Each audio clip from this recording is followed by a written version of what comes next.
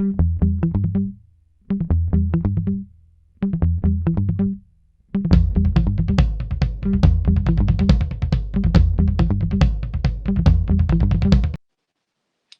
Anne-Claire, bonjour Olivier. Bonjour Clara. Bonjour. Quel bonheur de passer ce moment avec vous. J'ai avec moi tes livres. Olivier, j'ai la fessée est en Californie avec moi et Oui, oui, la vérité. nature humaine est bonne. Donc je me suis replongée dedans hier soir et du coup, bien sûr, c'était écrit et publié, réédité avant qu'on ne passe une loi en France qui donne le droit aux enfants de grandir sans quelque violence que ce soit, ni physique, ni psychologique, ni verbale. Euh, ça fait presque un an, puisque c'était en juillet, on est en avril. Qu'est-ce qui a déjà évolué pour toi depuis qu'on a passé cette loi? Depuis qu'on a passé la loi, euh, que dire? Euh, je, je crois qu'elle a commencé à avoir un effet, mais sans pour le moment avoir de certitude. Pour moi, c'est en tout cas un soulagement. Et même, je me sens un peu, pas démobilisé, mais disons moins, je me rends compte que finalement, tout ce que j'avais fait jusqu'à présent, une grande partie de ce que j'avais fait était destiné justement à aboutir à ça. Maintenant, je continue à travailler plutôt sur le plan, disons, philosophique. Dans quelle mesure la violence éducative est la base de la violence, est une des bases profondes de la violence humaine. Là, j'ai écrit un livre qui doit sortir bientôt, enfin qui devait sortir en mai, mais je crois que ça a été reporté à décembre, qui devait s'intituler L'impensé de la violence humaine. Évidemment, l'impensé de la violence humaine, c'est précisément la violence sur les enfants, violence de toutes sortes. Donc moi, je m'axe maintenant davantage là-dessus. Mais je sais qu'à l'OVO, il y a toute une équipe de gens très actifs qui continuent le travail nécessaire pour que ça entre dans les mœurs, parce que changer les mœurs, c'est vraiment très difficile. Or, cette habitude de frapper les enfants ou de leur parler violemment ou de les traiter psychologiquement violemment, c'est une attitude qui est très implantée, très profondément. Je ne crois pas du tout qu'elle soit innée, mais son enracinement est très fort. Toutefois, je crois aussi à la force de la loi. Je Alors, crois que la la loi, loi peut beaucoup changer. l'ont retenue comme une loi anti-fessée, en fait, et Oui, s'arrête à ça. Comment faire pour ouvrir les consciences sur le fait que, déjà, crier sur un enfant est une violence, l'humilier, le punir, que, que, que toutes ces formes-là d'intercation avec un enfant sont aussi concernées. je pense que ça entrera progressivement dans les mœurs à partir de justement de l'obligation de ne pas frapper, de ne pas utiliser la violence physique sur les enfants. Je pense que ça va évoluer dans ce sens. Il y a déjà eu une forte évolution hein, quand même. Quand on regarde l'histoire de la violence éducative, on voit que au 19e siècle, c'est-à-dire il y a 2 siècles, elle était vraiment très très forte, très intense. Et depuis, il y a eu une nette amélioration, surtout même dans un pays comme la France, où pourtant il a fallu beaucoup travailler pour faire passer la loi. Mais il y a eu une nette amélioration. On est dans une période où... Et cette amélioration, elle s'est reportée sur la violence en général. On est dans une société qui est vraiment beaucoup moins violente qu'il y a 2, 3 ou 4 siècles. Hein. On ne s'en rend pas compte parce que les médias, évidemment, ont tendance à s'axer sur les faits de violence. C'est un peu leur domaine préféré. Et donc, on n'a pas une vision objective des choses. Mais quand on voit toutes les statistiques dans tous les domaines, criminalité, délinquance, guerre, même terrorisme, en fait, tout cela est en voie de réduction. Et je suis persuadé que ça tient en grande partie au fait que, avec les enfants, on a quand même, sous l'effet, je pense, de l'action des institutions internationales, on a quand même une attitude beaucoup moins violente que celle qu'on a eue dans le passé. Tu cites un livre qui est paru en 99, donc qui a à peine 20 ans, dans lequel on dit aux parents quand c'est OK de taper l'enfant, même quand c'est souhaitable. Et cette liste est complètement impressionnante parce que c'est littéralement tout le temps. C'est quand il fait une grosse bêtise. Donc, c'est Ah oui, c'est c'était dans juste le fait d'être un enfant, un en fait, livre qui, qui... voilà, quand vous êtes déçu, quand vous sentez que vous allez l'injurier, quand il s'est mis en danger, quand il ne veut pas se coucher, quand il réclame dans un supermarché. Enfin, déjà, que fait un enfant dans un supermarché? Donc, on se dit quand même, c'est un livre qui a été écrit récemment. Euh, il y a beaucoup de travail, même parmi les professionnels qui conseillent les parents comment faire pour partager l'information de façon, de façon efficace. Ouais, je crois qu'il faudra continuer à faire ce qui a déjà été fait jusqu'à présent, c'est-à-dire écrire des livres, écrire des articles, faire des vidéos, faire des campagnes comme celle qu'a organisée Gilles Lazimi en France et qui ont été répercutées sur pratiquement toutes les chaînes de télé. Tout ça, ça agit progressivement. Mais bon, c'est lent, c'est sûr. On ne peut pas obtenir des résultats immédiats. Mais je crois beaucoup à l'action de ce genre de mode d'action, à l'efficacité de ce genre de mode d'action. Anne-Claire, tu as fait une étude sur donc la prise de conscience des violences éducatives ordinaires. Est-ce que tu peux nous résumer en fait le but et les résultats de cette étude? Alors oui, c'est un travail collectif de l'OVO, cette étude. Ce qu'on souhaitait, euh, parce on voyait bien qu'il n'y avait pas encore vraiment d'études à proprement parler sur le sujet, donc on avait envie d'enquêter euh, pour essayer de mieux comprendre un petit peu ce processus, ce cheminement vers cette prise de conscience de ce qu'est la violence éducative ordinaire et euh, de ses conséquences.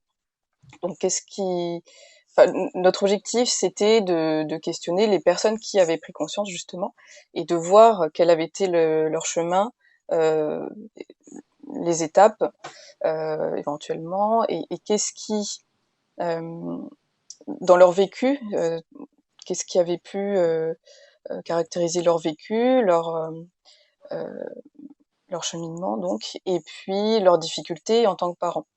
Euh, Et puis on a posé aussi des questions sur ce que, comment dire, sur d'après ces personnes-là, ce qui leur semblait le plus approprié justement pour sensibiliser le grand public et pour aider les familles. On a aussi posé quelques questions sur le profil des personnes, donc ça a aussi été assez intéressant. Alors je précise quand même que c'est pas une enquête qui a été faite avec une méthodologie universitaire, j'ai envie de dire. Bon, on l'a fait un petit peu par nos propres moyens, donc il y a sûrement des biais et des choses euh, à travailler, mais en tout cas, ça nous a donné vraiment des indications intéressantes sur le cheminement de ces personnes-là.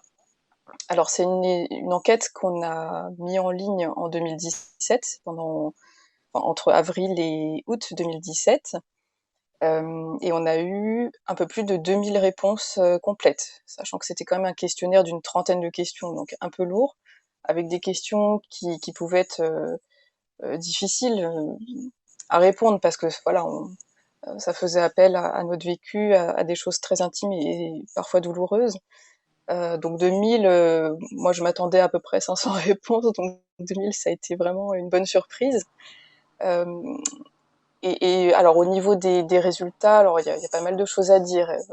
On a fait on a publié sur notre site l'année dernière une première, un premier rapport, mais qui est vraiment succinct par rapport à toutes les données qu'on a et toutes les données qu'on peut encore, euh, enfin toutes les informations qu'on n'a pas encore analysées, parce que ça demande vraiment beaucoup de temps, notamment toutes les questions ouvertes.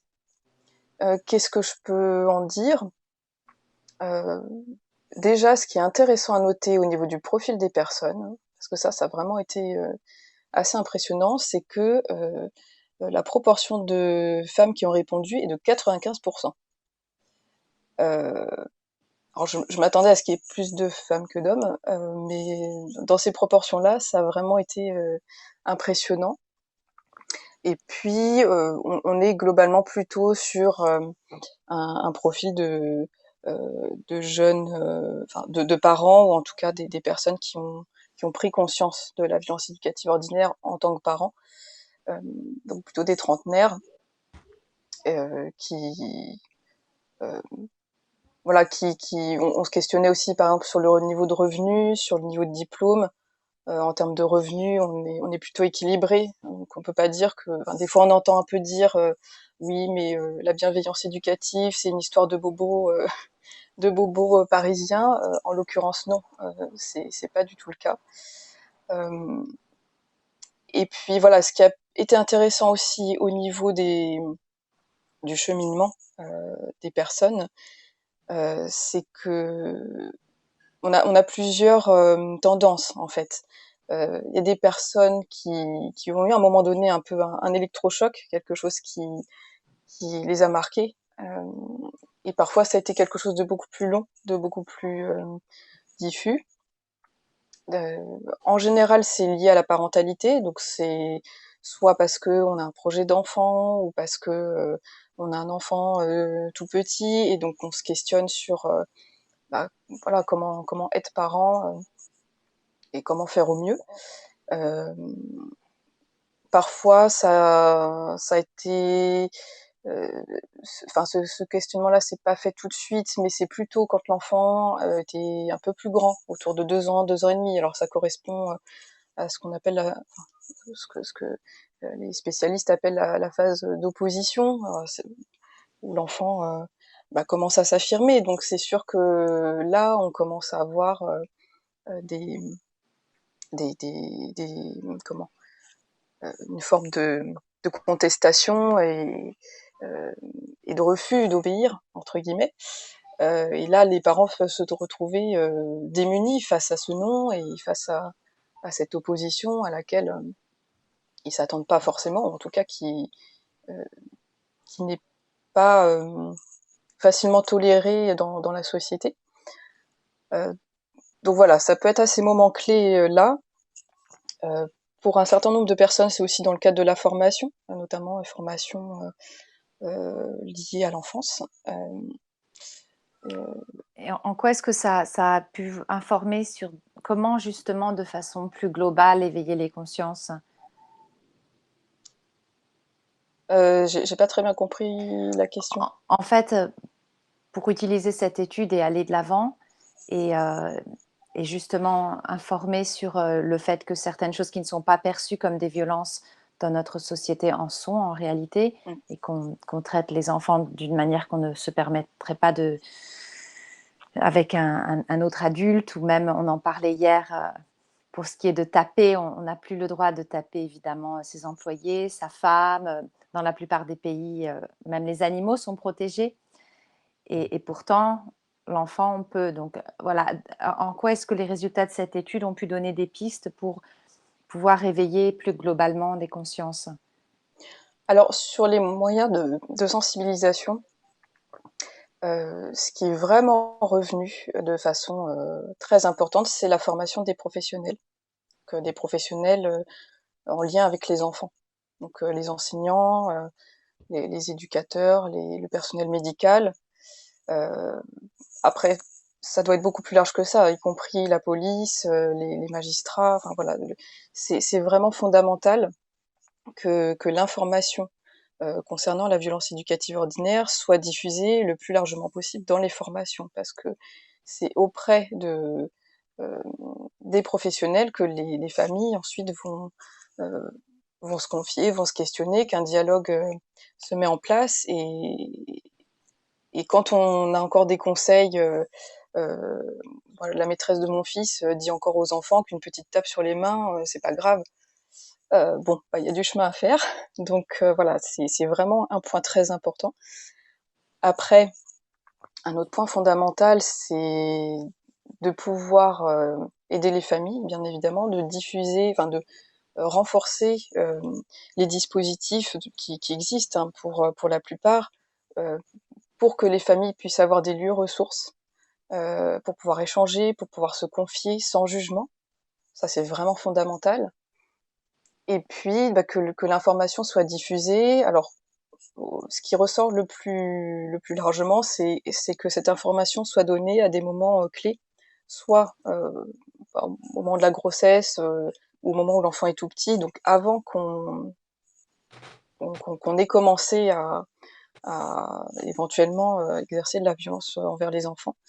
Donc un moment où on se questionne et on est prêt à réfléchir à notre parentalité, soit au moment où les difficultés émergent, donc comme je disais tout à l'heure, autour de 2 ans, mais ça peut être plus tard, ça peut être, je sais pas, 6-7 ans, ça peut être à l'adolescence, enfin, en tout cas qu'il puisse y avoir des moments où l'information soit transmise, donc soit par des informations écrites, soit par des entretiens avec les parents, et que les parents puissent aient connaissance en tout cas des lieux ressources vers lesquels ils peuvent se diriger euh, en cas de difficulté.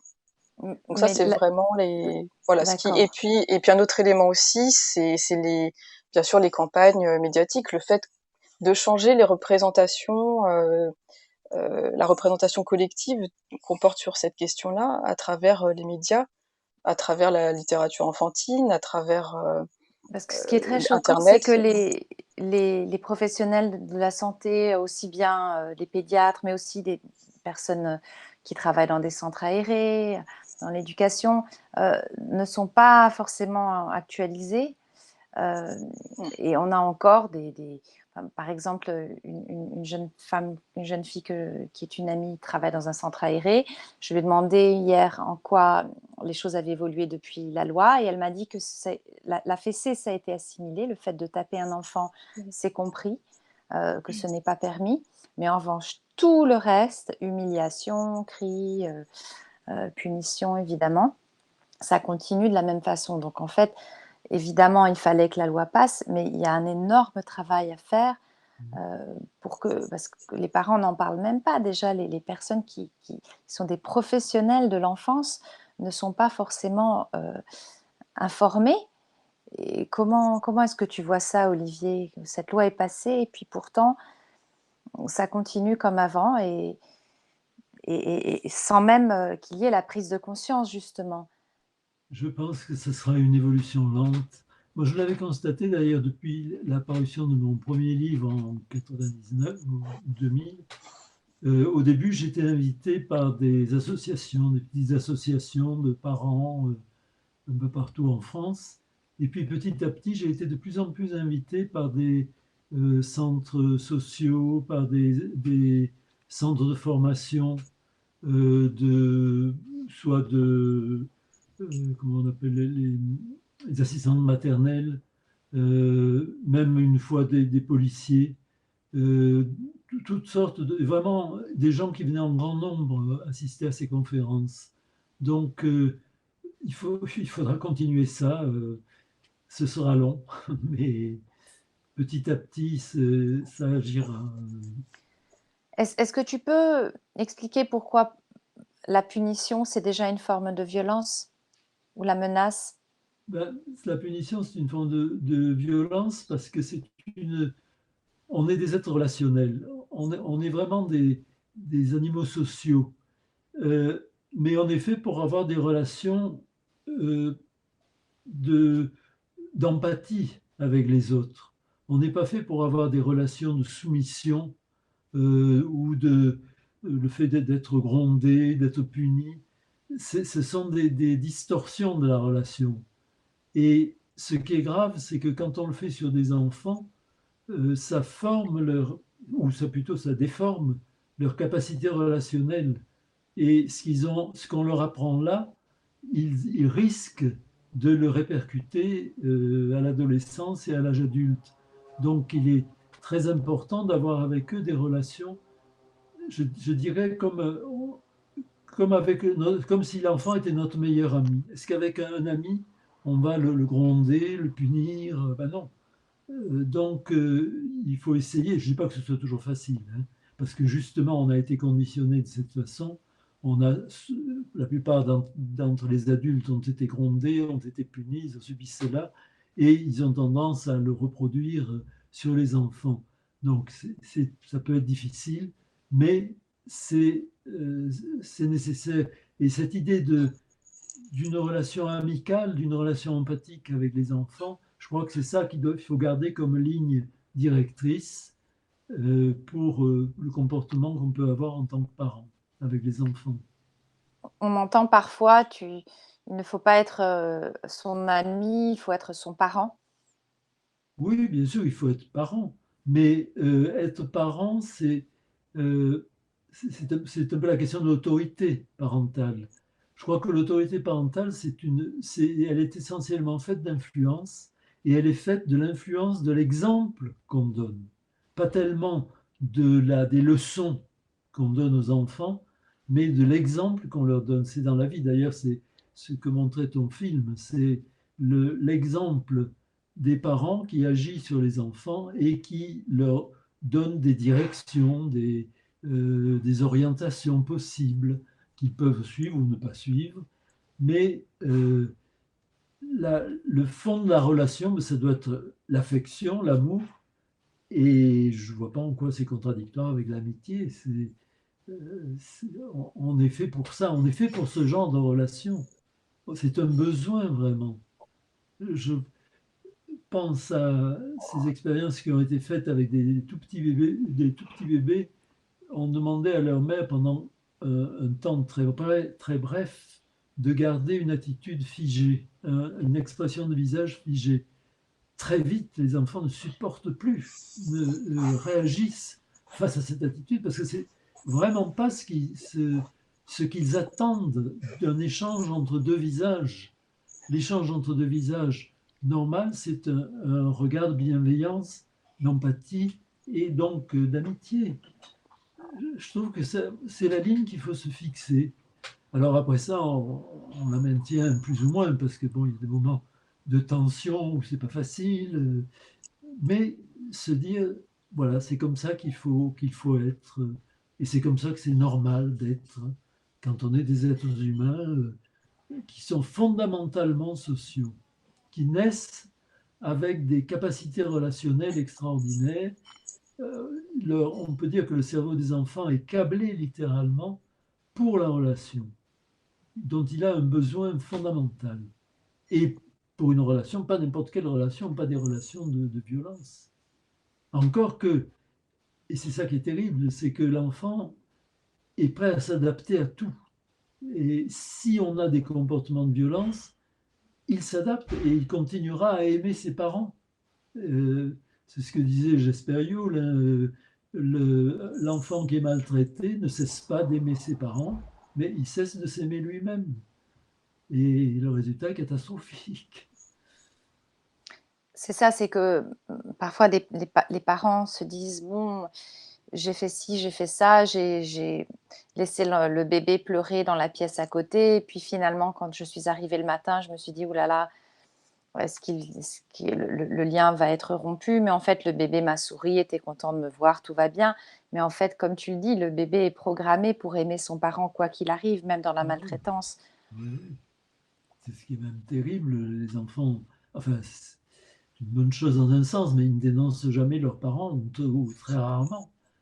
C'est beaucoup d'enfants restent maltraités pendant des années et des années parce que jamais ils ne diraient ce qu'ils subissent chez eux. Ils sont d'une fidélité et d'une loyauté à l'égard des parents souvent extraordinaire. Donc, comment est-ce qu'on peut encourager les enfants à en parler sans avoir l'impression de trahir leurs parents?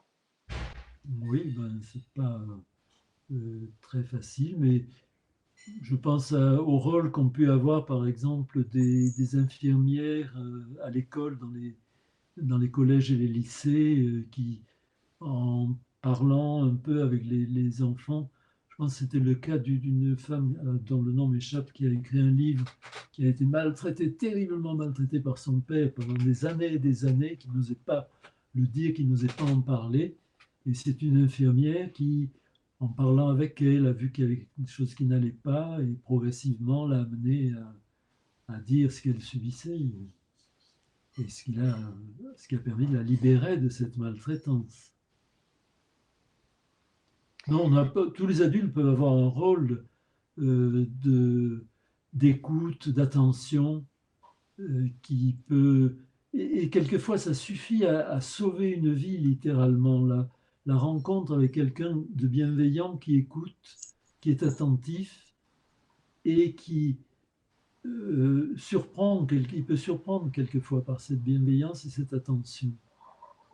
Moi, je cite toujours l'exemple de Jules Vallès dans son roman L'Enfant. Je ne sais pas si tu l'as lu, un roman du 19e siècle, là où il raconte qu'il a été terriblement maltraité dans son enfance par son père et par sa mère, mais qu'il y avait une voisine de palier qui lui manifestait beaucoup de bienveillance, au point d'ailleurs un peu tromper sa mère en, en lui faisant croire qu'elle aussi frappait l'enfant, alors qu'en fait elle claquait dans ses mains pour faire croire qu'elle le battait. Euh, et l'enfant a eu, je pense que le rôle de cette femme dans la vie de Jules Vallès a été fondamental pour lui faire comprendre que ce qu'on lui faisait n'était pas normal. Sinon, il aurait peut-être ressenti comme normal et il aurait reproduit ce que me faisaient papa et maman, c'était très bien. Combien de gens disent les coups de pied au derrière que j'ai reçus m'ont fait beaucoup de bien. Je me rappelle toujours sur un site africain, une étudiante qui disait que elle avait les coups de balai que lui avait donné sa mère, lui avait fait vraiment beaucoup de bien. C'est grâce à ça qu'elle avait fait des études, qu'elle ne s'était pas droguée. C'est ça l'attitude habituelle, c'est ça. Les enfants sont tellement attachés à leurs parents que c'est très difficile de sortir de là. Et je crois que ça explique la difficulté qu'il y a à changer cette habitude de la violence à l'égard des enfants. Tu parlais du témoin secourable dont parle Alice Miller. Donc justement, je voulais vous demander à tous deux si vous assistez à une scène de violence ordinaire vis-à-vis d'un enfant dans la rue, dans un magasin. Je ne sais pas si vous avez un exemple précis. Je suppose que ça a dû vous arriver. Moi, quand je suis en France, c'est tous les jours quasiment. Qu'est-ce que vous faites? Intervenir ou pas et comment? Pour ce qui me concerne, moi je suis embarrassé comme tout le monde. C'est très difficile, je trouve, parce qu'on a toujours peur de faire plus de mal que de bien.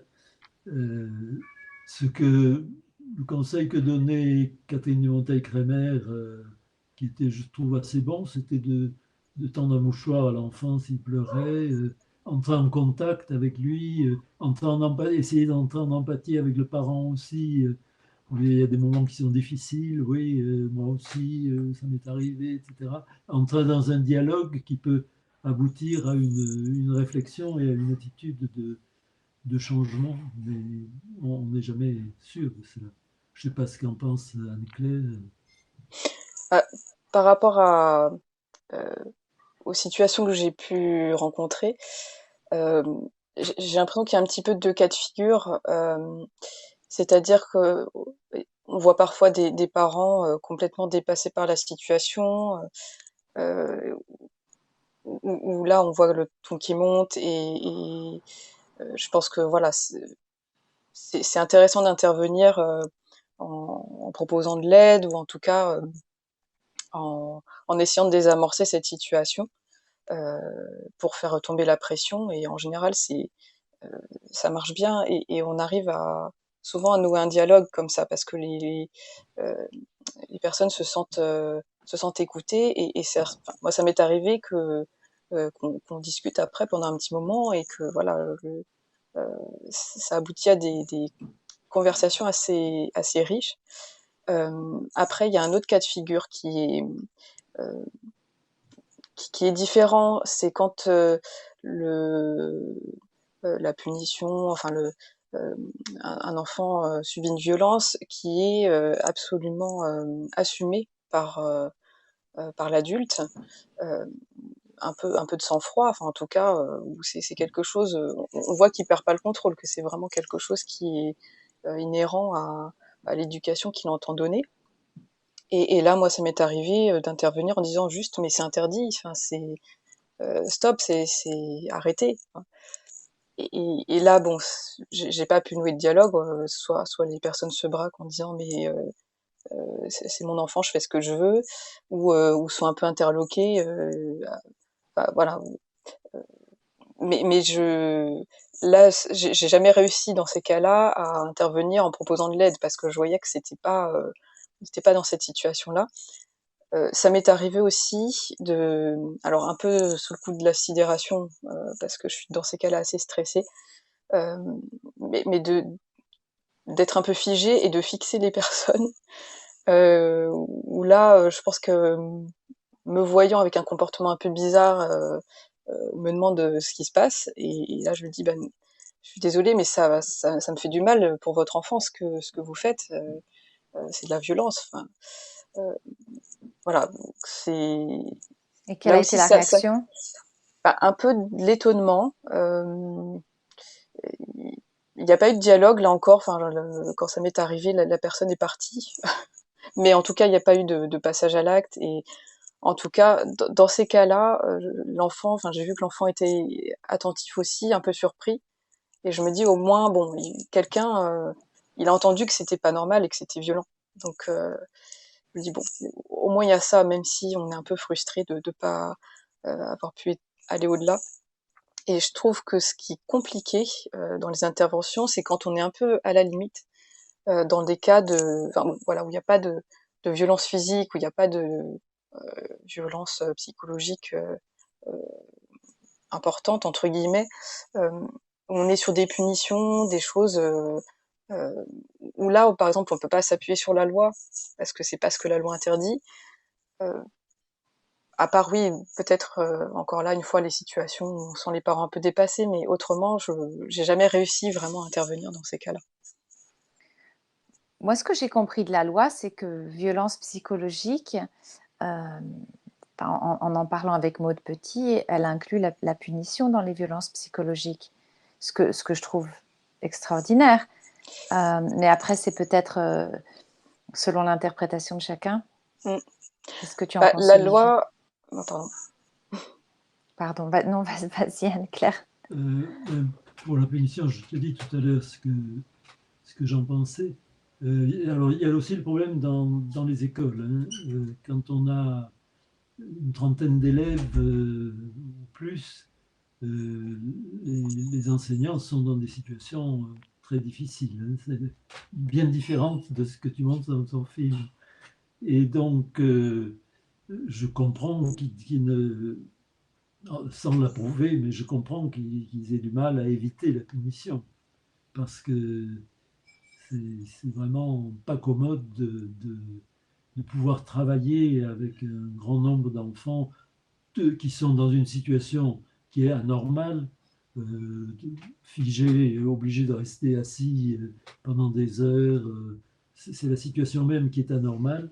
Et les profs les instituteurs sont obligés d'avoir ou peuvent difficilement avoir des comportements qui soient vraiment tout à fait respectueux parce que c'est vraiment très Mais difficile. tu vois quelqu'un, que ce soit un enseignant ou qui dit à un enfant, tu vas au coin. Donc pour toi, c'est de la violence. Qu'est-ce que tu dis? Est-ce que tu interviens?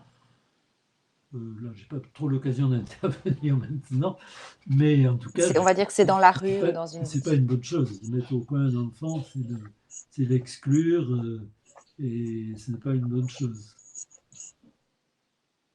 Anne-Claire, tu voulais dire que Anne-Claire. par rapport à la loi, ce n'était pas... Je t'ai un petit peu coupé. Bah, en fait, la loi, le texte qui a été intégré dans le code civil parle de violence physique ou psychologique. Et là, j'ai sous les yeux des éléments de l'exposé des motifs, ce qui permet d'éclaircir un petit peu l'objectif du législateur à ce moment-là. Et quand on parle de violence psychologique, ce qui est cité, ce sont les menaces, les mensonges, le chantage, la culpabilisation. Et les punitions en tant que telles n'apparaissent pas, même pas dans l'exposé des motifs. Donc, Après, c'est une question d'interprétation. Moi, juridiquement, je trouve que c'est compliqué. Alors, on peut essayer d'argumenter, hein, pourquoi pas, au contraire, enfin, si ça fonctionne.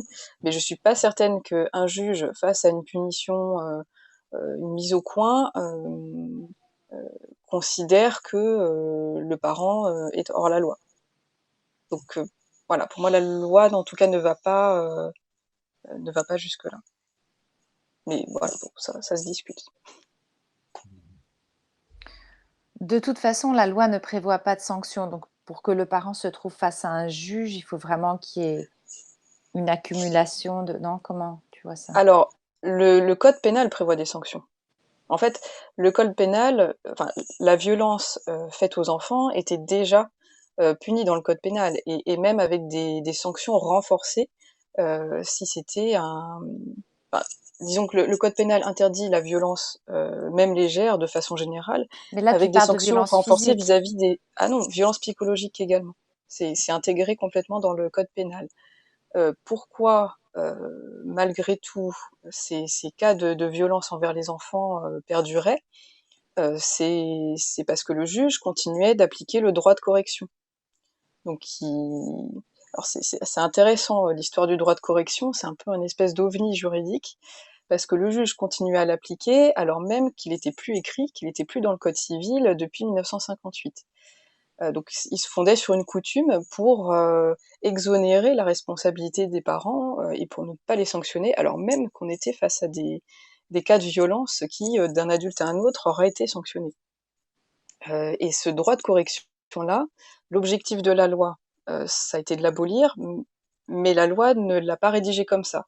Donc on espère, on attend quand même toujours que le juge tire les conséquences de la loi et dise clairement, bon bah le droit de correction, ça n'existe plus. Voilà, donc c'est, je sais plus ce que je voulais dire du coup. Mais,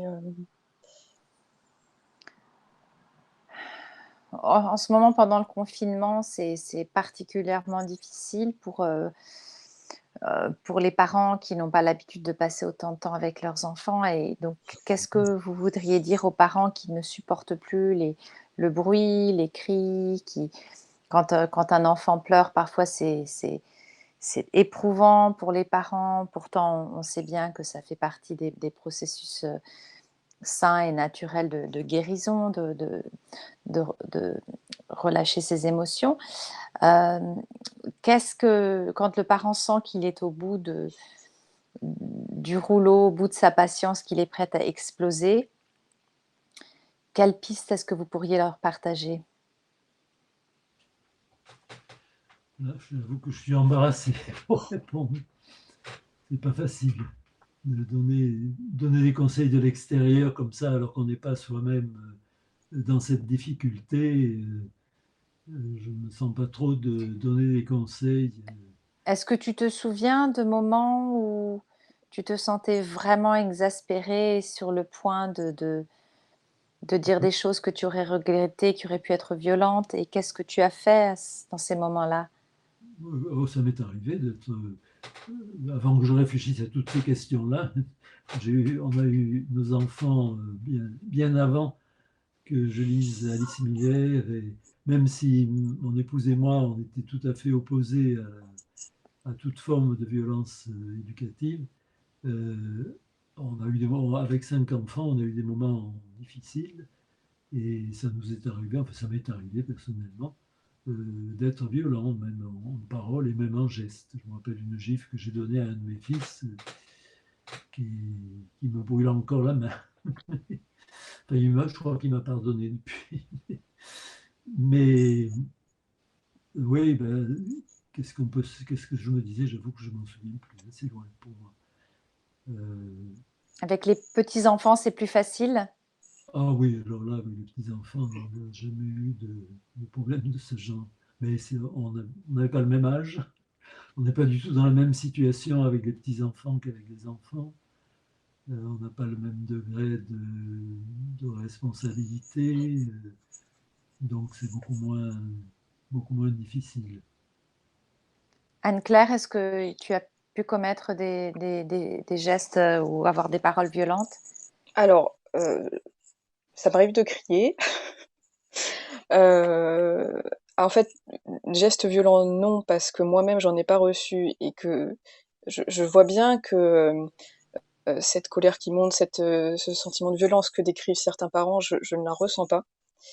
Heu, Maintenant, oui, il y a des moments où on perd patience, où c'est difficile. Je pense que, heu, bon, c'est difficile de donner des conseils, c'est pas mon rôle, c'est pas mon métier, mais j'imagine que, voilà, de s'isoler, pour éviter un passage à l'acte, il y a des numéros gratuits qui existent aujourd'hui, notamment le numéro de Catherine, enfin du réseau, parentalité créative de Catherine Dumonteil-Crémer, et je sais qu'il y a d'autres numéros aussi qui ont été mis en place SOS avec le parentalité.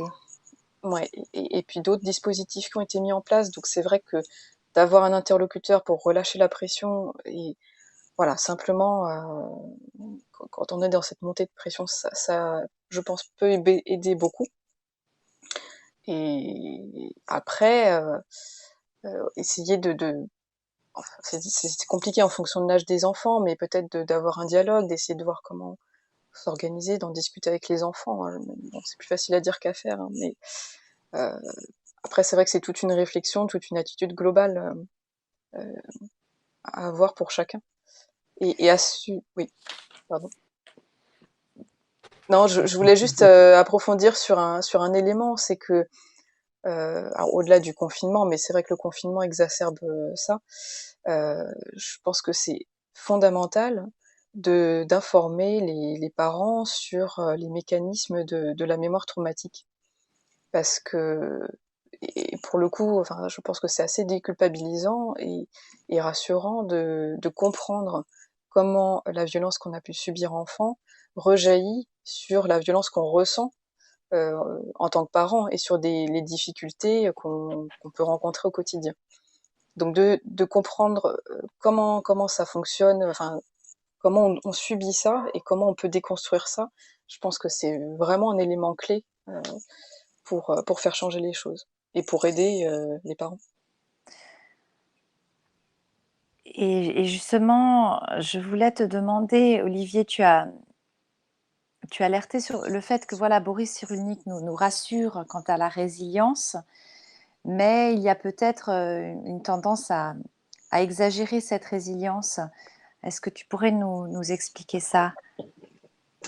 Oui, c'est ça. Je crois que Boris Cyrulnik, qui a fait un travail important, hein, sur l'attachement, qui a écrit des livres vraiment intéressants, il ne semble pas avoir perçu l'importance de la violence éducative elle-même et la différence avec la maltraitance. Je crois que quand il dit que très peu d'enfants reproduisent à l'âge adulte ce qu'ils ont subi dans l'enfance, je pense que ça n'est vrai que pour ce qu'on peut appeler la maltraitance caractérisée, reconnue dans la société comme une forme de maltraitance, c'est-à-dire la maltraitance grave qui aboutit à des blessures, voire au décès des enfants. Euh, alors, c'est vrai, les enfants qui subissent ce genre de maltraitance, ils ont obligatoirement autour d'eux des gens qui leur disent non, attention, ce qu'on te fait, c'est pas normal. Et donc, ils peuvent comprendre que ce n'est pas normal. Mais quand ils subissent ce que tout le monde considère comme normal autour d'eux, eh bien, la résilience, dans ce cas-là, ne se produit pas parce que les enfants restent avec l'idée que ce qu'ils ont subi est parfaitement normal, que ça leur a fait même du bien, et donc ils ne voient pas du tout pourquoi ils ne le reproduiraient pas. Et d'autant plus que tout leur organisme, à cause de notre mimétisme profond, fondamental, à cause de nos neurones miroirs, tout notre organisme nous pousse à reproduire ce que nous avons subi dans l'enfance. Si nous n'avons pas de l'extérieur des personnes, des témoins compatissants, lucides, dont parle Alice Miller, qui nous disent non, ce que tu subis n'est pas normal, eh ben, on peut se dire oui, c'est bien.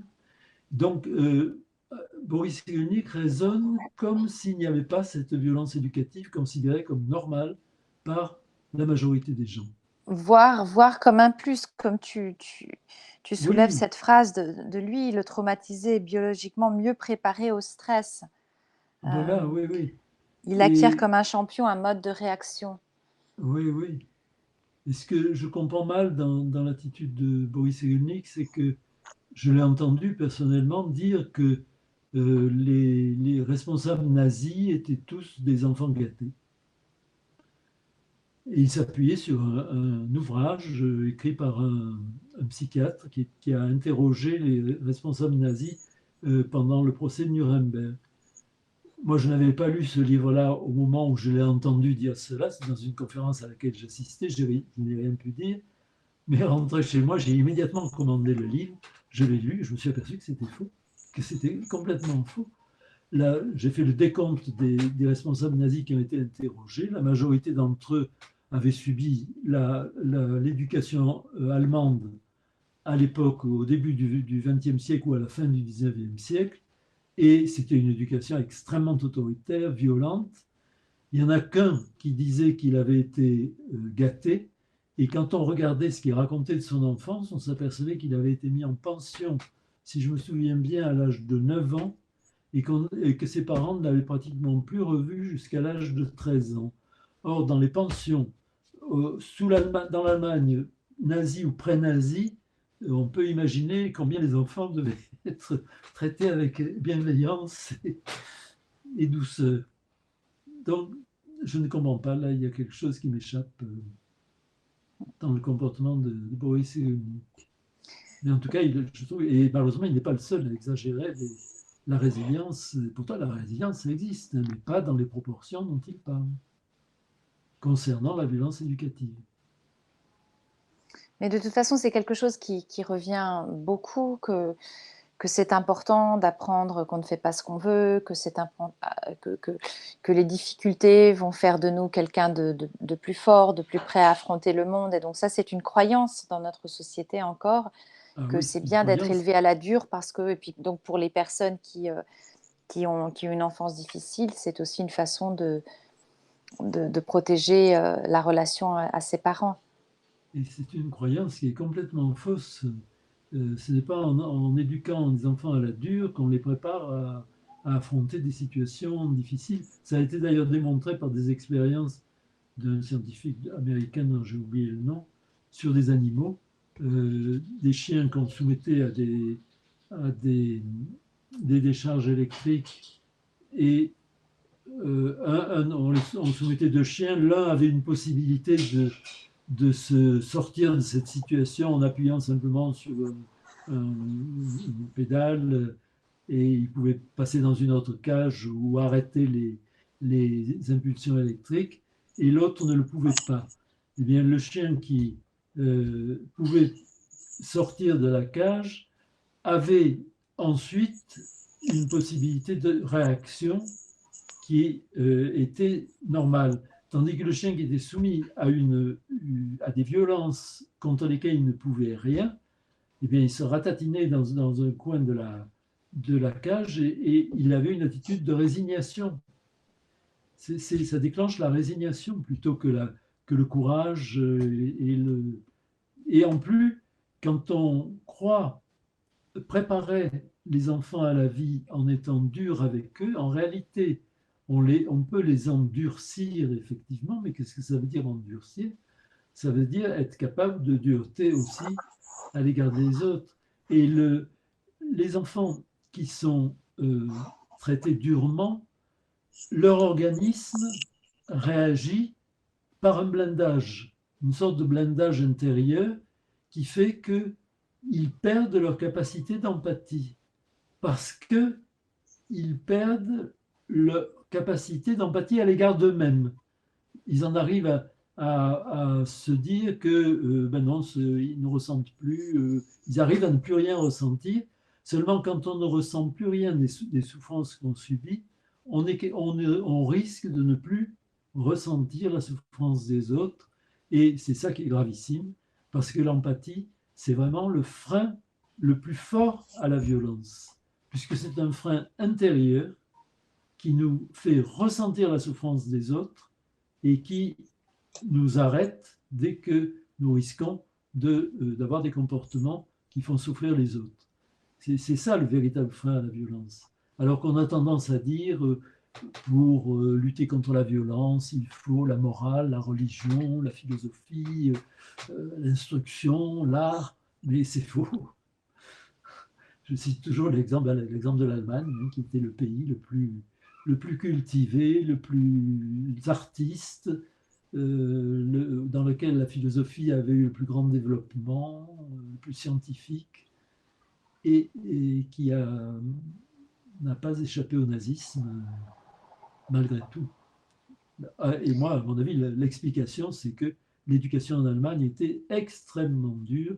Elle était restée dure aussi bien dans les écoles que dans les familles. Il y avait toute une tradition depuis Luther, en passant par les éducateurs du XVIIIe siècle, en passant par la discipline prussienne, en passant par le philosophe Kant, qui a eu une grande influence en Allemagne et qui recommandait d'avoir à l'égard des enfants une attitude de discipline très forte. Et sans compter un psychologue du milieu du 19e siècle qui a eu un succès fou, qui a vendu des quantités de livres, dont les livres ont été réédités, et qui recommandait aussi à l'égard des tout petits, à l'égard des bébés, tout de suite une attitude d'autorité inflexible.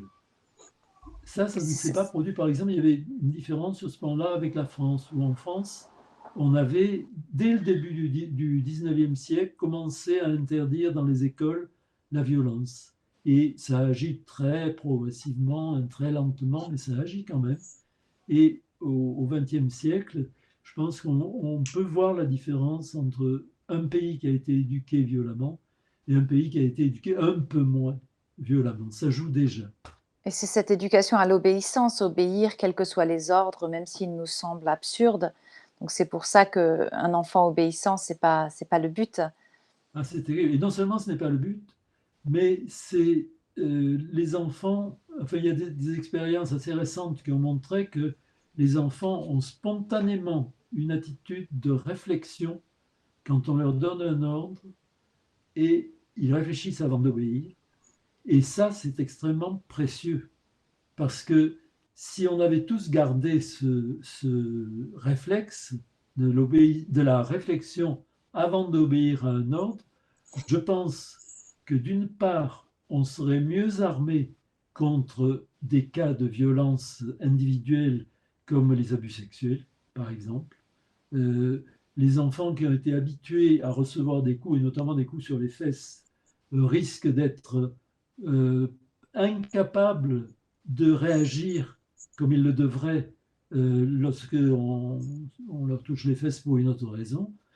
Et d'autre part, du point de vue du civisme, de la citoyenneté, je trouve que le réflexe de réfléchir toujours avant d'obéir, c'est un réflexe qui est fondamentalement bon et c'est très regrettable de le détruire en obligeant les enfants à obéir au doigt et à l'œil. Demander aux enfants l'obéissance, c'est immoral, littéralement. Immoral et tout à fait déplacé du point de vue du développement des enfants. Qu'est-ce qui t'a emmené à te retrouver à être comme ça l'auteur qui défend la non-violence éducative ordinaire? Qu'est-ce qui a fait qu'il y a eu vraiment cette flamme qui s'est allumée en toi? Est-ce que c'est une rencontre avec un livre en particulier d'Alice Miller? Quel a été vraiment ce déclic? Le paradoxe, c'est que moi, j'ai été un enfant plutôt gâté. J'étais le sixième d'une famille, et une famille bienveillante, vraiment aussi bien mes parents que mes frères et sœurs étaient bienveillants. Et ce qui m'a amené à réfléchir constamment à la violence, c'est que j'étais un enfant pendant la guerre, et je l'ai vu de très près, vraiment, les bombardements, des combats tout près de chez nous.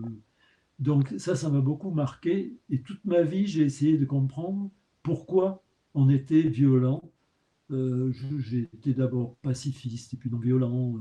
Mais ça ne me donnait pas la raison de la violence. Et la raison de la violence, je l'ai comprise, ou j'ai cru la comprendre, quand j'ai lu le livre d'Alice Miller, effectivement, C'est pour ton bien, qui a été une illumination pour moi. Et depuis ce temps-là, c'est-à-dire j'avais une cinquantaine d'années à ce moment-là, depuis ce temps-là, je n'ai pas cessé d'approfondir cette question de la violence et puis d'écrire petit à petit et de faire des conférences là-dessus.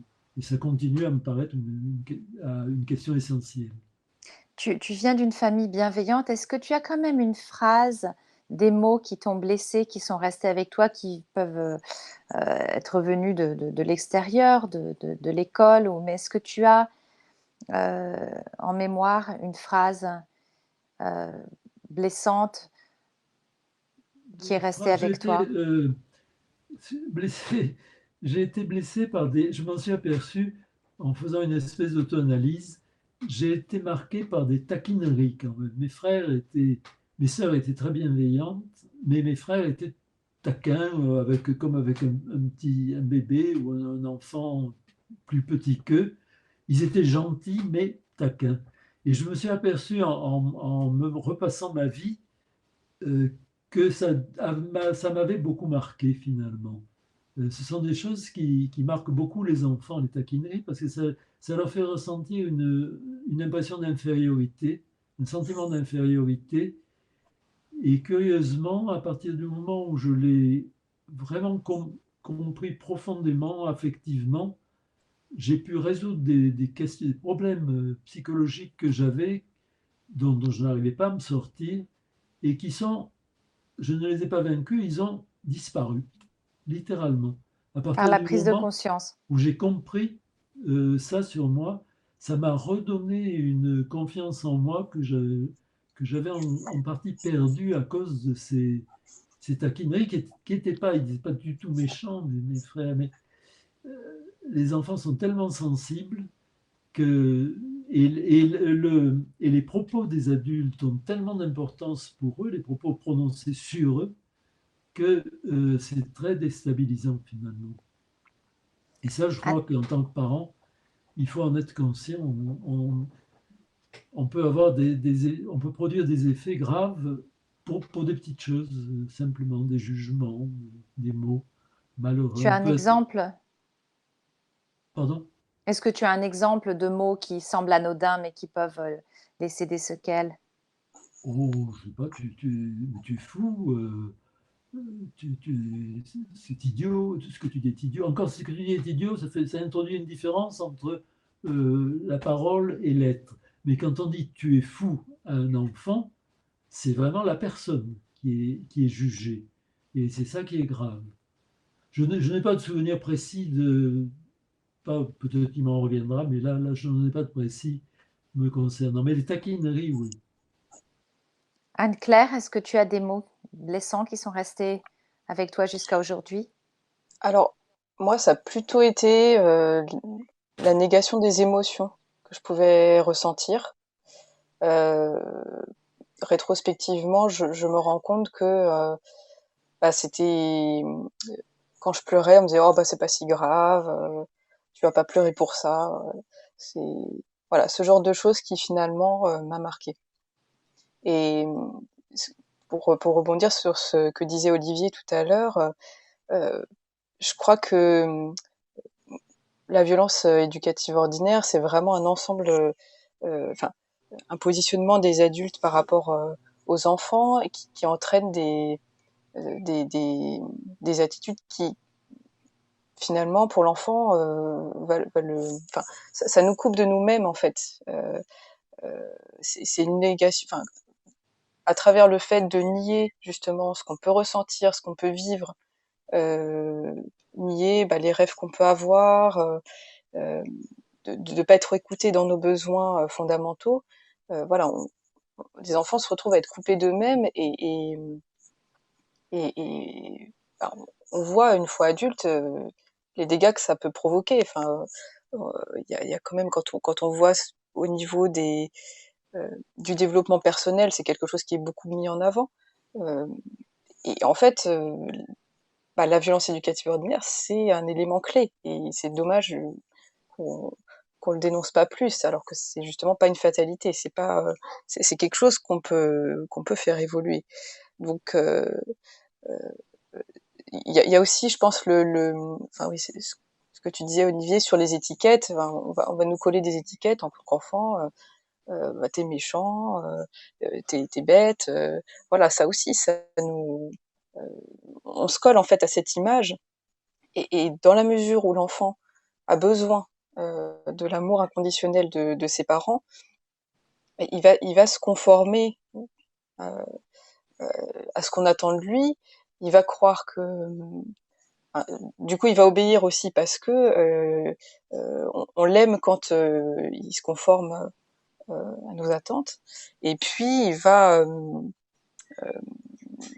voilà, il va croire que c'est lui qui est en faute et que effectivement, il est vraiment bête, il est vraiment, il est vraiment méchant. Donc voilà, ça nous, euh, on n'est plus soi-même dans ces cas-là. Euh, c'est quelque chose qui est, euh, comment dire, enfin, moi, c'est quelque chose qui m'a marqué quand j'ai pris conscience justement de ce phénomène-là, c'est de me dire, mais on enlève cet élément. Si simplement tous les enfants dans le monde étaient écoutés dans leurs besoins, dans leurs émotions, mais on, on vivrait pas dans le même monde. Euh, donc je pense que là, on est vraiment au cœur euh, voilà, d'un changement de société qui est fondamental. Un gros déclencheur, ça reste justement les disputes entre frères et sœurs que tu évoquais, Olivier. Donc, qu'est-ce que, surtout là, bon, pendant le confinement, c'est extrêmement difficile pour les enfants qui sont ensemble donc toute la journée, qui n'ont pas l'habitude de l'être. Pour les parents, voilà, quand le grand frère tape le petit frère, ou il y a des, tu en parles d'ailleurs dans ton livre, hein, c'est une réaction instinctive de protection du bébé, du petit. Qu'est-ce que vous pourriez donner comme piste, soit qui viennent de votre propre expérience, pour, euh, pour faire face à cette situation extrêmement difficile pour un parent? Ouais, oui, c'est très difficile. Je crois qu'il faut essayer d'arriver à voir d'où vient la violence du grand frère dans ce cas-là. Euh, qu'est-ce que, quel besoin a-t-il eu qui n'a pas pu, qui n'a pas été satisfait? L'écouter, bien sûr. Établir une relation avec lui qui permette d'agir sur lui pour que, à la fois qu'il se sente compris et en même temps qu'il réalise que ce qu'il fait ne va pas, quoi. Essayer de l'amener à se mettre à la place de celui à qui il fait violence. Mais c'est pas facile, bien sûr. C'est pas facile, d'autant plus que les parents, justement, dans ce cas-là, ont une impression d'échec très, très douloureuse et donc, étant désarçonnés, ils peuvent avoir tendance à avoir des réactions violentes plutôt. Avoir des mots très très durs Et des parfois, mots ouais, durs, oui. Oui, oui. Mais toujours penser que fondamentalement, ça vient d'une violence subie ou d'un malaise subi qui n'est pas obligatoirement de la faute des parents, d'ailleurs, mais qui peut venir d'ailleurs. Et il faut essayer d'éclaircir ça, il me semble. Anne-Claire, tu as 2 enfants? Un seul. Donc, j'ai pas été Ah, confrontée directement aux situations de conflit, donc j'aurais du mal à répondre à cette question, c'est vrai. une question qui revient en fait ces derniers temps, depuis que j'ai commencé à travailler sur un projet en lien avec la non-violence en famille. Ce sont des mamans, souvent des mamans solo, qui me disent ben, le prochain film, il faudra que ce soit sur la violence des enfants envers leurs parents. Et en fait, en creusant un peu, je me rends compte que c'est très difficile en fait pour toute cette génération de parents qui essayons d'être dans la bienveillance, évidemment la non-violence, etc., de finalement d'être aussi clair avec un enfant qu'on pourrait l'être avec un adulte. Avec un adulte, s'il y avait un manque de respect, voire de l'agression, on dirait stop très facilement. Avec un enfant, sous prétexte de vouloir justement le laisser explorer, être lui-même, euh, parfois il y a des dérapages qui font qu'on n'arrive pas finalement à dire stop et à être aussi clair et à être aussi ferme quand il s'agit d'agression, de violence. Donc, qu'est-ce que vous auriez envie de dire à ces mamans? Moi, personnellement, il me semble que ce qui est important, c'est en tant que parent, euh, de respecter l'enfant, bien sûr, mais aussi de se respecter soi-même et d'avoir un sens des limites qui nous sont supportables, de ce qui nous est vraiment supportable et ce qui n'est pas supportable. Je crois qu'il faut essayer d'être clair là-dessus. C'est vrai que les enfants, au début, ils peuvent avoir des gestes de violence sans se rendre compte du tout que c'est violent. Et il ne s'agit pas de leur faire, de les accuser, de les culpabiliser de cela, mais simplement qu'ils comprennent que ça peut être violent. Euh, Après, ça, je crois que tout dépend de la relation qu'on établit avec un enfant. Il me semble que quand la relation est normale et qu'on on a su soi-même avoir suffisamment confiance en soi pour pour marquer le coup quand coup il y a, et dire que non, ça on l'accepte pas, en disant non pas, c'est ce que recommande Isabelle Filiosa, de dire non pas non, mais de dire stop, stop, parce que le stop porte plus sur le geste que sur la personne. Le non, c'est un peu une négation en un sens de l'ensemble de la personne, mais dire stop, non, là, ça me fait mal, ou pourquoi tu me fais ça, mais entrer dans un dialogue, remplacer répondre à la violence par un dialogue, il me semble. Maintenant, ça dépend des âges, évidemment. Et si la situation s'est gâtée au point que à l'adolescence, les enfants soient violents, il peut y avoir des colères des enfants qui, dans certains cas, peuvent être justifiées d'ailleurs. Ça peut tenir à notre propre comportement en tant que parent. On n'est pas toujours tout à fait exemplaire dans ce domaine. On peut avoir des comportements qui sont eux-mêmes, même sans qu'on s'en rende compte, violents ou difficiles à supporter pour les enfants, qui réagissent par la colère. Ça peut être, en un sens, justifié. Mais je crois que la colère des enfants peut être d'autant plus forte qu'on leur a soi-même donné l'exemple de la colère. On a établi des relations de, de violence verbale ou psychologique. Sinon, il me semble que les réactions des enfants sont... Personnellement, on n'a pas eu trop à faire avec des réactions de violence des enfants, ni d'aucun de nos 5 enfants. Parce que C'est pas ce qui sûr. revient, c'est si justement on a fait le choix de ne pas punir et qu'on considère que c'est pas le type de relation qu'on souhaite avoir avec son enfant et que c'est de la violence, c'est beaucoup plus difficile parce que clairement, à court terme, la punition, c'est très efficace.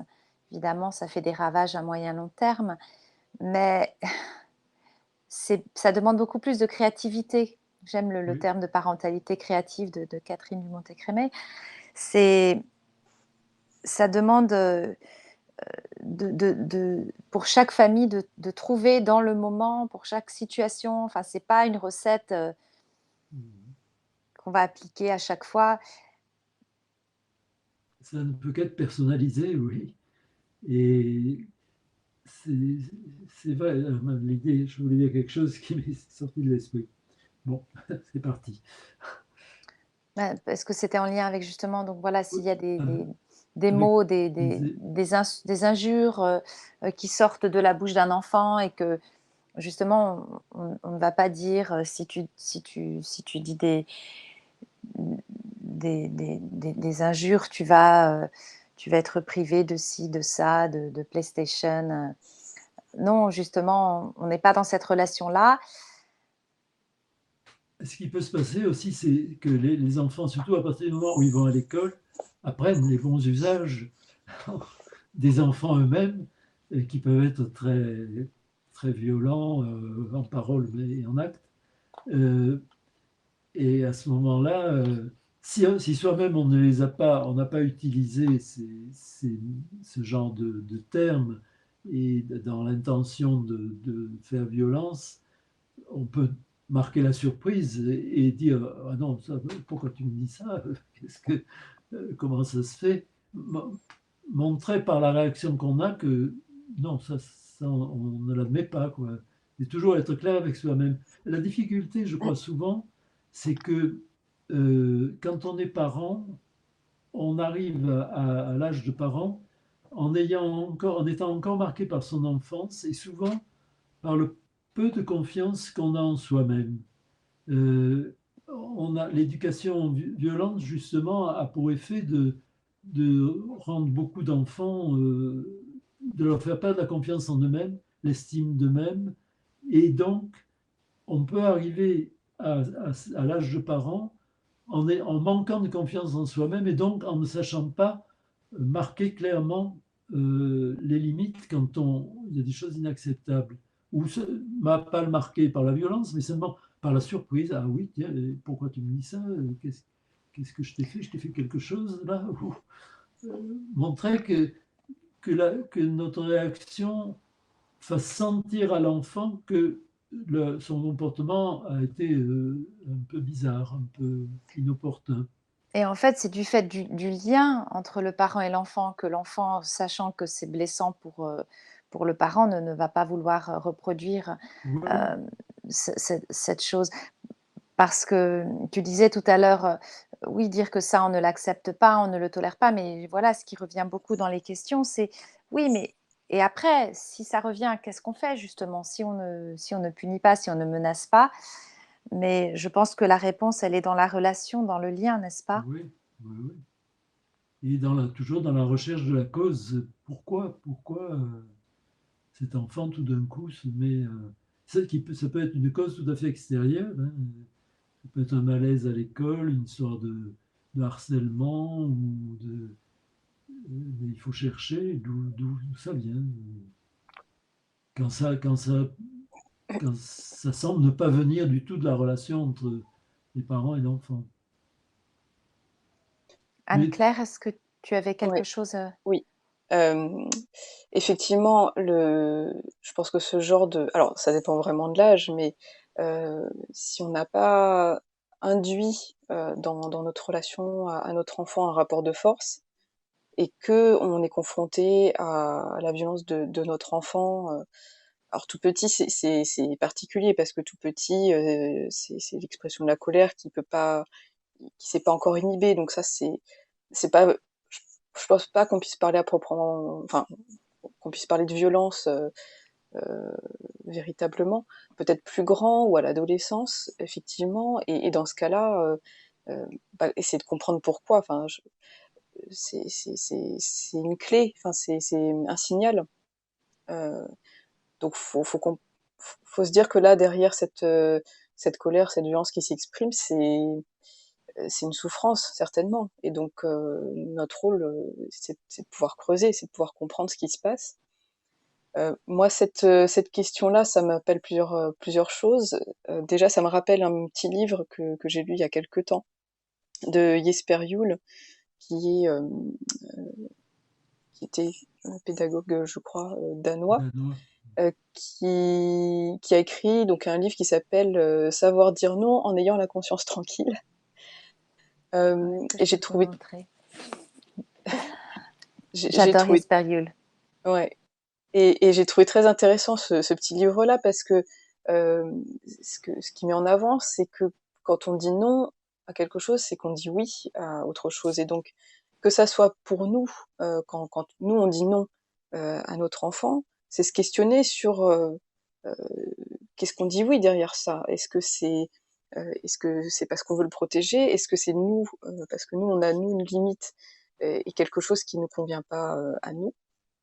Et puis pareil pour l'enfant, quand il dit non, quand il s'oppose, qu'est-ce qu'il est en train de défendre pour lui-même? Et le problème, c'est qu'on a tendance à considérer que quand l'enfant s'oppose, c'est parce que on est dans un rapport de force et que c'est l'enfant qui va prendre le pouvoir. On a encore malheureusement un certain nombre de personnes qui considèrent que il y a des enfants tyrans. Donc encore une magnifique étiquette. Et du coup, on retourne le problème vers l'enfant en disant, bah voilà, les pauvres parents démunis. Alors je dis pas que c'est pas, enfin ça doit être très compliqué à vivre effectivement, mais on se dit que c'est l'enfant qui a un problème et du coup on questionne pas, on voit pas vraiment la souffrance qu'il y a derrière et on re-questionne pas le rapport adulte-enfant. Je me souviens d'un petit reportage où les parents disaient mais pourtant on a serré la vis, hein, on était sévère, on l'a bien puni, mais voilà, on comprend pas cette cette situation. Donc oui, il y a peut-être un retournement là de ce rapport de force aussi. Donc quand on parle de la violence des enfants vis-à-vis des parents, je pense que là, il y a des cas, enfin, faut voir un petit peu cas par cas quelles sont les difficultés, mais en tout cas, il n'y a pas cet élément structurel. Enfin, on peut pas mettre les choses sur le même niveau que la violence des adultes vis-à-vis des enfants, parce que c'est pas quelque chose que la société admet, cautionne dans ce cas de figure-là. Donc, on peut pas raisonner au même niveau, je pense. Et aussi un élément important, je pense en particulier, enfin, Clara, tu parlais des mamans solo. C'est vrai que c'est extrêmement difficile quand on peut pas avoir de relais et qu'on est seul à gérer le quotidien. La question aussi, c'est que on est dans une génération en transition qui doit faire avec le modèle éducatif qu'on a vécu nous en tant qu'enfants. Et donc on a ce modèle éducatif qui en fait ne convient plus et qui en partie n'est plus légal. Et, et donc vers quel modèle, comment reconstruire un modèle éducatif qui convienne. Et là, on se retrouve avec plein d'informations qui sont souvent contradictoires. Est-ce qu'on peut punir? Est-ce qu'on ne doit pas punir? Euh, est-ce que quelle est mon autorité? Est-ce que si j'ai un rapport d'égal à égal avec mon enfant, je vais pas perdre mon autorité? Est-ce que, enfin voilà, ça pose tout un tas de questions et c'est légitime de se sentir perdu par rapport à ça et de perdre pied et voilà, de pas savoir, de sentir vraiment démuni. Donc, je comprends complètement ces situations-là et le fait qu'il y a besoin de reconstruire des modèles nouveaux, des schémas nouveaux sur lesquels on peut se reposer. Je pense que certainement nos enfants ne vivront pas les mêmes difficultés que nous, on peut vivre dans cette période charnière, en fait.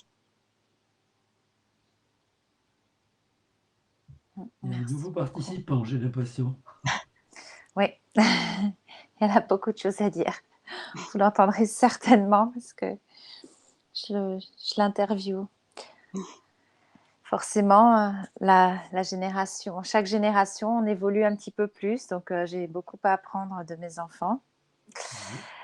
S'il y avait un livre si voilà, vous aviez des amis qui allaient être parents et qui partaient sur une île déserte, ils ne pouvaient emporter qu'un livre pour les accompagner sur tout ce chemin, est-ce que ce serait le livre d'Alice Miller qui t'avait tant marqué, Olivier, ou quel livre est-ce que tu penses? Moi, il m'avait marqué, je ne sais pas si... Enfin, je crois qu'il a influencé beaucoup de gens. Oui, parmi les livres. Ah, il y a un livre... oui, mais alors je vais avoir...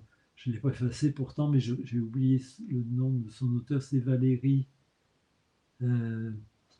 Donc, l'idée que j'en ai retenue, c'est que l'ego n'est pas égoïste. Je trouve que c'est une formule que j'aime bien et qui... Ah oui, le titre de son livre, c'est Lorsque l'ego paraît. Pour reprendre la formule de Victor Hugo, lorsque l'enfant paraît, là, lorsque l'ego paraît, et elle défend l'idée que l'ego n'est pas égoïste, qu'on est des êtres sociaux et portés même à l'altruisme, comme on montrait des expériences de psychologues allemands. Là. Ce livre-là, peut-être, mais bon, en répondre à brûle pour point, je n'ai pas. En tout cas, les livres d'Alice Miller, oui.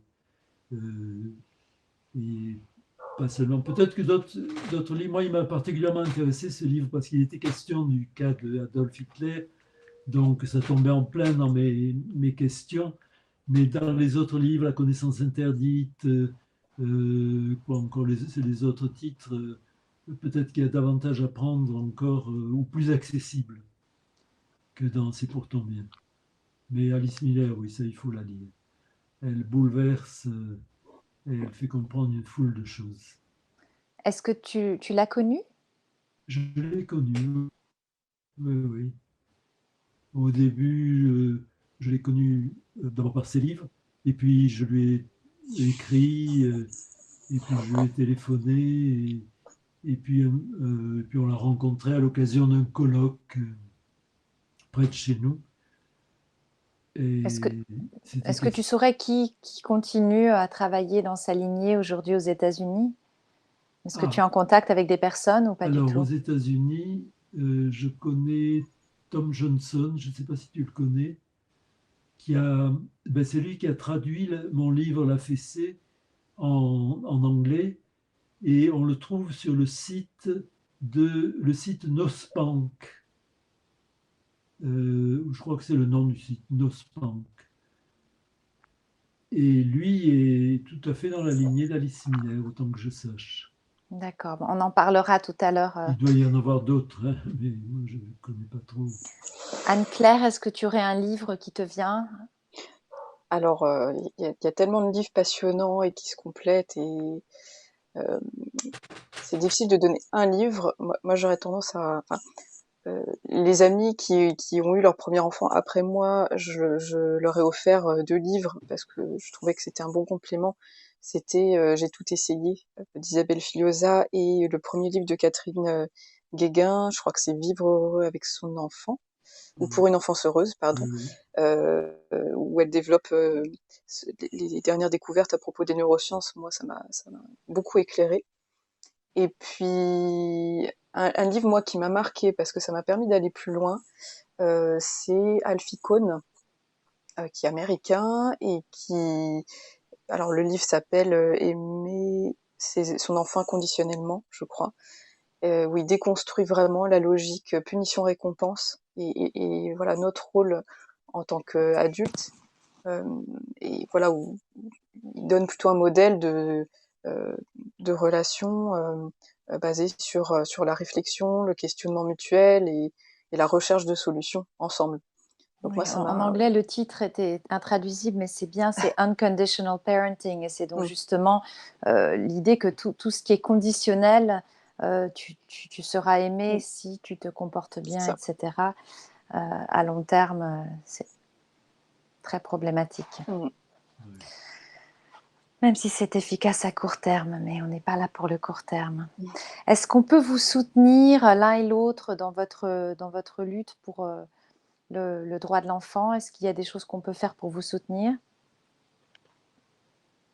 Euh, je ne sais pas, parler de mes livres en ce qui me concerne, parler de mes livres, ça peut...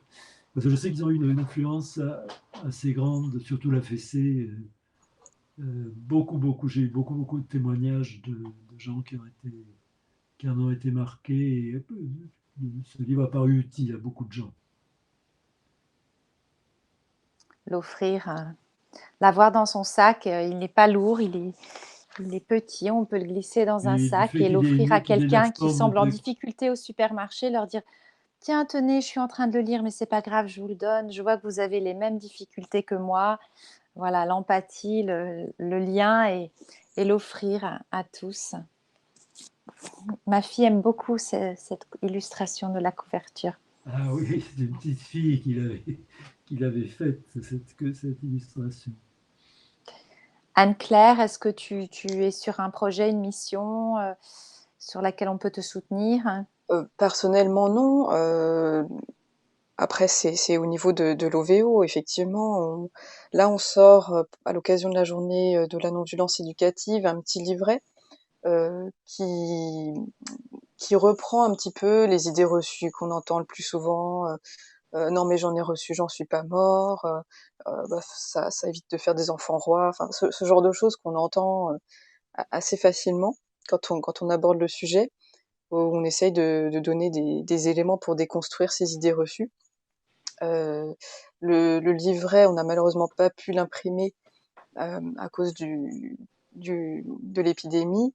Mais en tout cas, il est accessible sur le site en téléchargement et voilà, c'est intéressant, je pense, de pouvoir, l'imprimer et le diffuser.